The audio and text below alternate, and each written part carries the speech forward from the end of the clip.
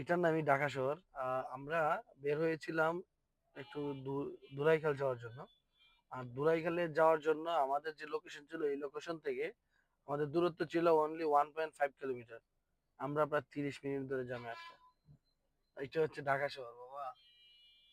আর আমরা হাঁটতেছিলাম, হঠাৎ করে একটা রিক্সা ডাকলাম যে রিক্সা দিয়ে সামনে যাব। তো একজনকে জিজ্ঞেস করলাম যে আসলে আমাদের যে গন্তব্যটা এটা কত দূর। তো উনি বলতেছে যদি আপনি হাইটে যান তাহলে 30 মিনিট, আর যদি রিক্সায় যান তাহলে 2 ঘন্টা।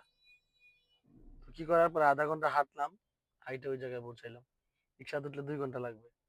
আর এটার যে ব্যস্ততম একটা নগরী, মাঝে মাঝে মনে হচ্ছে আসলে এটা আসলে বসবাসের অনুপযোগী একটা শহর হয়ে যাচ্ছে। আর অটো, ওই যে এগুলার কথা বলার কিছু নাই, হুম করে সামনে চলে আসবে। আর তাদের কোনো চিন্তা নাই, আপনি লাগান, কারণ তাদের যে স্টিল যদি লাগে সমস্যা নাই, আর আপনার লাগলে তো খবর আছে, নিজের লস হবে। এই হচ্ছে অবস্থা। জানি না ঢাকা শহরের ভবিষ্যৎটা কোন পর্যায়ে আছে।